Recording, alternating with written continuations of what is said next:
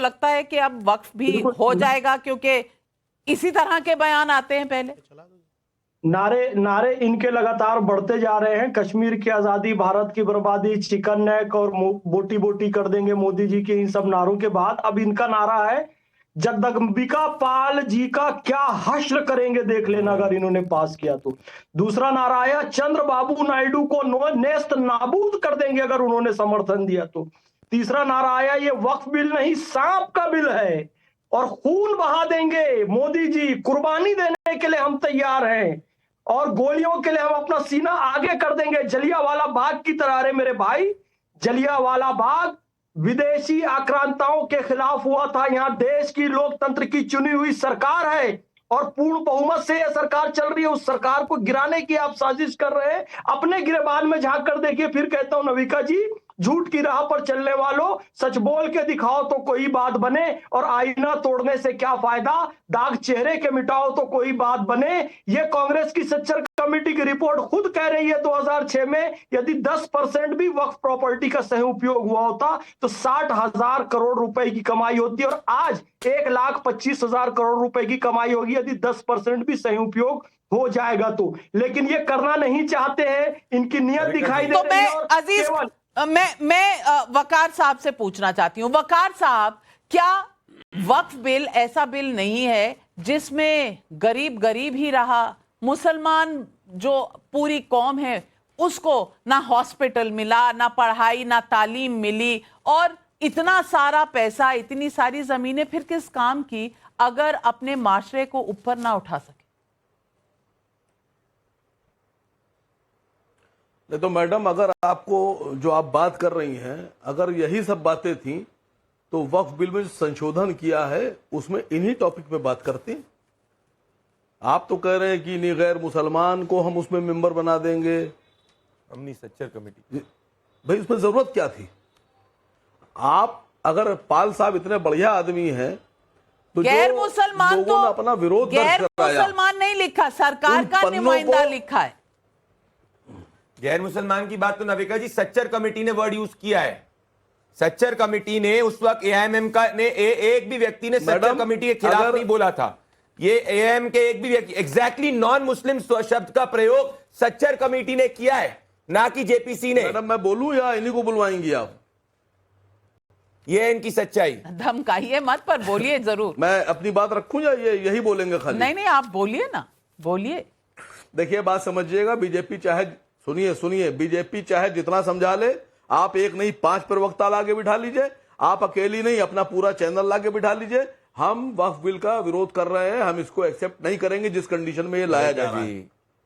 नविका जी यही तो समस्या है कि लॉजिक पर बात नहीं करनी, प्रोविजन पर नहीं। मैं आज एक्सपोज करती हूं ये जो बोध गया है, बोध गया टेम्पल बोर्ड में आप जानते हैं बुद्धिस्ट का टेम्पल है, लेकिन उसमें गैर बुद्धिस्ट भी हैं उस बोर्ड में।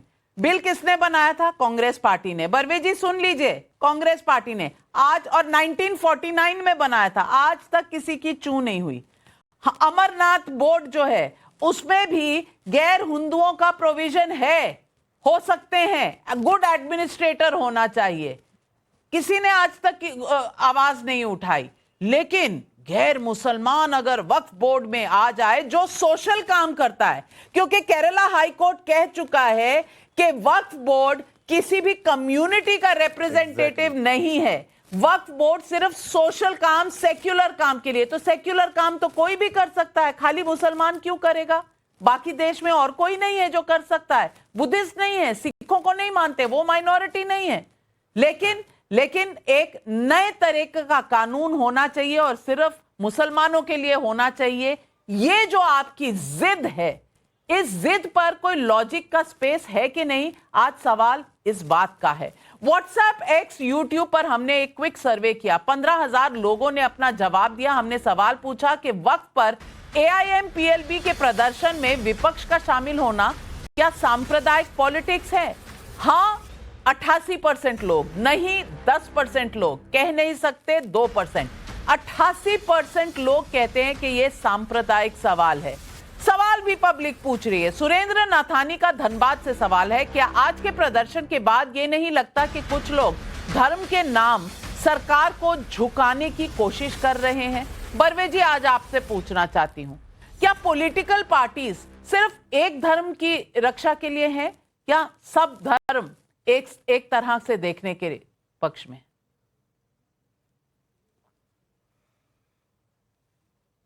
हमने तो कभी भी सारे धर्मों को, भारत में जितनी धार्मिक भावना है, सबको साथ लेकर चलने की कोशिश की है और कभी भी हमारे बयानों में या हमारे नीतियों में एक धर्म के प्रति कभी कोई बात नहीं आई है। आपने जिस समय 2024 के इलेक्शन चल रहे थे, उस समय आपने सुना होगा कि कोई मंगलसूत्र छीन लेगा, कांग्रेस पार्टी चुन कर आएंगी, तो ऐसे बयानबाजी भी आपने देखी है। उस पर नाविका जी आप कभी बात करते नहीं है, खैर छोड़िए, वो आपको कुछ मजबूरी होगी। मैं ये बोलना चाह रहा हूं कि जिस तरीके से अभी मेरे साथी भाई ने जैसे बताया कि जो रेंट इनका वाला जमीनों का कम आ रहा है वो बढ़ जाएगा निश्चित ही। अगर वो उस बिल में संशोधन में अगर मुस्लिमों का विकास करना और मुस्लिमों के लिए अच्छी शिक्षा, अच्छा रोजगार तैयार करने की बात है, तो विपक्ष उसके साथ में खड़े रहेगा। आप किसी को कोई बिल समझाओगे कमाल नहीं, है, बात चर्चा नहीं जेपीसी बन गई, सारे मुद्दे 111 घंटे में डिस्कस हो गए, आपको यही नहीं पता चला कि प्रोविजन क्या है। तो आप जेपीसी में जाते क्यों हैं? आपके नुमाइंदे जाते क्यों हैं जेपीसी में, ये बता दीजिए बर्वे साहब। उधर ओम प्रकाश खंडेलवाल पूछ रहे हैं जयपुर से, मोदी सरकार की सारी योजनाओं में मुस्लिमों को पूरा लाभ मिलता है, ऐसे में ओवैसी जैसे नेता मुस्लिम समाज को भड़काने में कितने सफल होंगे? शिशिर बालचंद्र घाटपांडे का भोपाल मध्य प्रदेश से सवाल है, अगर सभी बड़े मंदिर ट्रस्ट सरकारों के अधीन हैं, तो मस्जिदें वक्फ बोर्ड क्यों नहीं? अब ये बिल्कुल वाजिब सवाल है। अजीज खान साहब, इसका जवाब दे दीजिए। अभी तक दंगे नहीं हुए, लोग पढ़े लिखे हैं अभी। अजीज खान साहब, देखिए नाविका जी, एक बात जी मैं बोल रहा हूं। देखिए नाविका जी, 2-3 बड़ी इंपॉर्टेंट बात है। बार बार कहीं ना कहीं एक नैरेटिव सेट किया जा रहा है कि मोदी जी जो बिल ला रहे हैं, वक्फ बिल, वो मुसलमानों के हितैषी है, यानी मुसलमानों के हित में है। मैं जानना चाह रहा हूं कि ये जो हितैषी है, क्या मुसलमान ऐसी मांग कर रहा है कि मेरे हित की बात की जाए? ऐसा प्रेम कैसे जग गया अचानक? बहुत सारे मसले और भी देश में हैं, उन मसलों पे भी चर्चा होना चाहिए। अजीज खान साहब, आप भूल गए, आप भूल गए, देश जो है ना सिर्फ मुसलमानों के हिसाब से नहीं चलता।